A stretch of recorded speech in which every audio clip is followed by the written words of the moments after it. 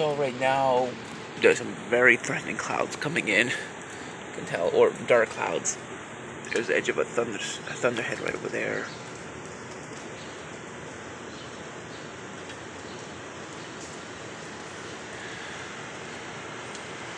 It's currently raining right now outside. Not heavily at the moment, but it's about to really come down. I just looked on the radar and there's some very heavy rain right to our west. I mean, it's about to pour in about 1-2 minutes. By the time we hit the 3-minute mark, it's gonna start pouring outside. And we might even hear some thunder.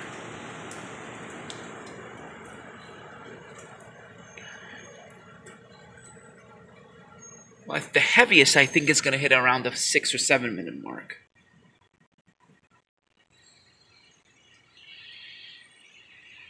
But it'll start pouring around the 3-minute mark.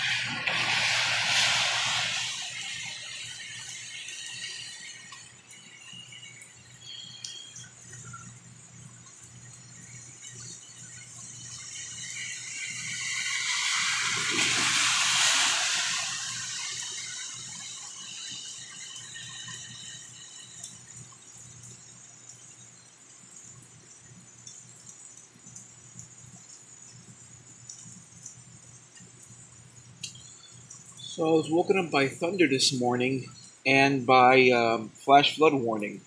My Midland NOAA Weather Radio went off, because I encoded it for Queens and for the we're still under flash flood warning right now.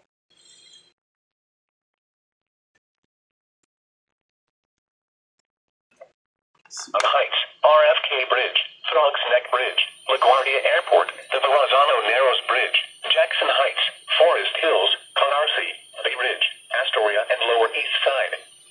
Excessive runoff from heavy rainfall will cause flooding of small creeks and streams, urban areas, highways, streets, and other passive and river-level drainage areas and rural spots. For the following counties: New York, Bronx, Brooklyn, Manhattan, and Queens. For the following counties: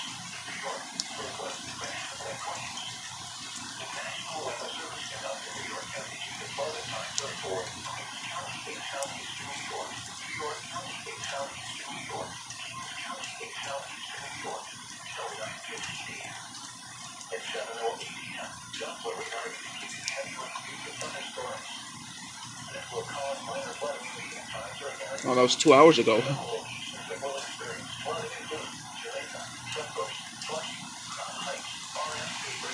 It's about to get a little heavier.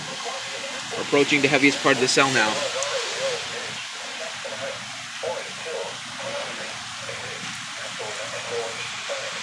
And then they issued a flash flood warning.